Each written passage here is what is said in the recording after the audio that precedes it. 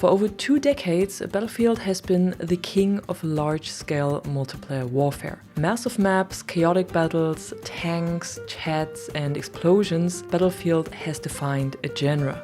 And over the years, countless games have risen, promising to dethrone Battlefield, claiming they could do it better.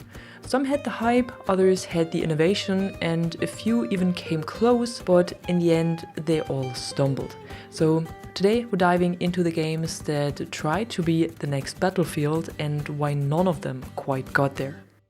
And the first title is World War III that directly aimed to compete with Battlefield in 2018. Developed by Polish studio The Farm 51, it features a modern warfare setting that blends the realism of Arma with the action of Battlefield. Large-scale battles that take place at real-world locations and a focus on combined arms combat and team-based gameplay. For a lot of FPS players, it initially seemed like a promising passion project. However, technical issues overshadowed its launch, from unstable servers to optimization problems, and a general lack of polish and a slow release of updates led to a sharp decline in the player base within only a few weeks. In 2022, the developers then tried a re-release of the game and promised a lot of changes, including better optimization, more maps, and improved gameplay.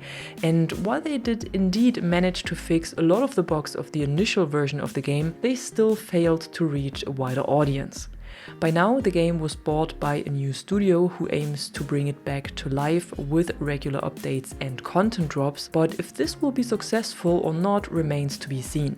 Right now, the game has only about 200 concurrent players at peak times, and in some regions it's almost impossible to get into a match.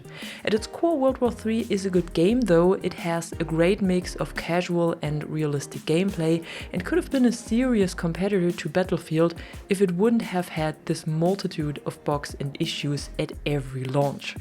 But at least it still has the chance to maybe find success in the future, an option that Crows doesn't have anymore. If you've never heard of that game, don't worry about it, you didn't miss too much. Crows entered the scene in March 2022 as a combination of 2 game modes, a Battlefield-like all-out warfare mode and an extraction mode, a similar approach that Delta Force has right now, only that Crows came with some big promises: large-scale battles, modern military aesthetics, and intense vehicle combat. The trailers and first gameplay looked promising, and many hoped it would be a better Battlefield-like experience than the Battlefield experience they had with 2042 at this time. Crows also marketed itself as a tactical shooter with all the chaos and action Battlefield fans loved, only that it was supposed to be a more accessible indie version of the genre. But at launch, players quickly realized that this was not the Battlefield alternative they were looking for. The game had numerous bugs and issues, the controls were clunky, the graphics were more reminiscent of a mobile game than a PC game, the maps felt boring and uninspired, and it lacked almost all of the strategic depth and team play focus that Battlefield fans were looking for. As a result, the player base quickly shrinked, and without a strong community, the game couldn't sustain itself. Approximately 17 months after release, it was shut down completely, and Royal Crow, the South Korean studio behind it, was acquired by Tencent only a few months later. But at least Crows made it to a release, a milestone that Combat Champions didn't manage to achieve. Created by a team of former Battlefield developers, it had a less serious and gritty approach and instead tried to blend the large-scale chaos of Battlefield with colorful arena shooter elements. It featured destruction, a conquest-like game mode, a traditional class system with weapons being limited to these classes. It had revives, health and ammo boxes, the typical Battlefield squad system, and even battle pickups similar to Battlefield 4 or 1. But just like the 2 aforementioned Battlefield competitors, it lacked polish and a clear identity. The movement felt floaty, the controls clunky. Instead of vehicles, it had jump pads and slingshots to help you get across the map, and it had this overall too cartoony style, which affected the design of the maps, the assets, the soldiers, the weapons, the overall color palette, and included weird dances at the beginning and the end of the match. The name and branding were not optimal as well, and this took away all of the seriousness that people would expect to see in a Battlefield-like game. So after a few months of testing, the developers announced the end of the title and moved on to work on a new project. And while their approach tried to bring a different tone and setting, it was simply not close enough to Battlefield to be interesting for Battlefield players, but not far away enough to be interesting for a wider player base. In hindsight, it seems like just another game that tried to take advantage of the crisis that Battlefield is in right now, but just like most other competitors, it failed to deliver something fun and unique and to build its own identity. However, the different approach and style was not necessarily the problem, because BattleBit Remastered showed that games don't need to be dirty, gritty and realistic to be successful within the genre. This indie title, with its low-poly visual style, combines Battlefield's large-scale multiplayer chaos with a unique aesthetic. Despite its minimalistic graphics, it feels like a spiritual successor to Battlefield 3 and 4 and manages to capture the spirit of those titles in the most unexpected way. It has almost all gameplay features Battlefield has, from distinct classes to combined arms combat to destructible environments and large-scale battles. It even upped the player count to 254, and because of its simplicity, it is accessible to almost every PC player, no matter if they have a high-end gaming machine or a potato. But unfortunately, also BattleBit's success did not last for long.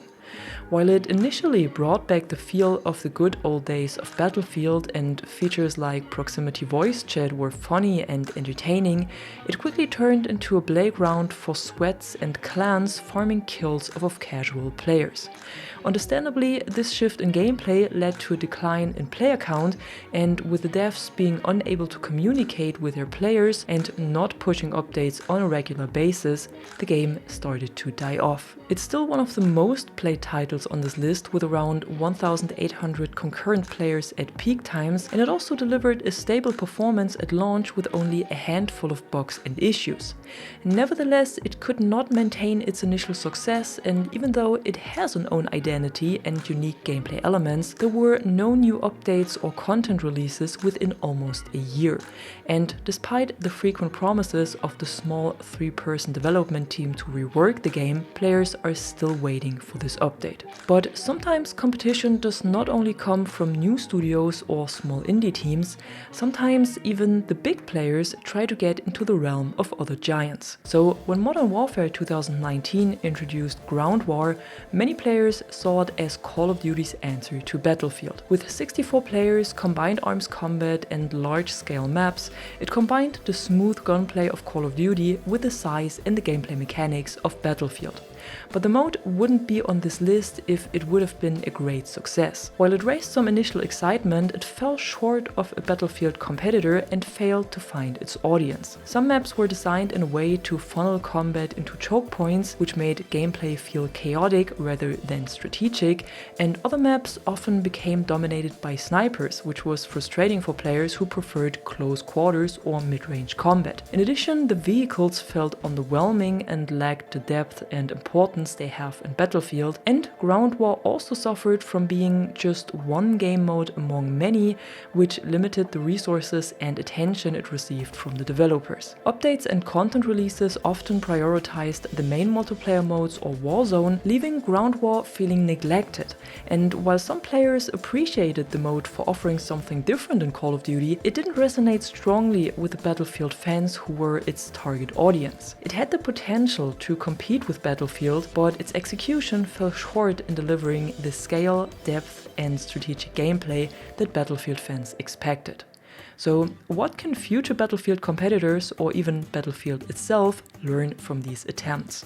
Well, first of all, technical stability is key.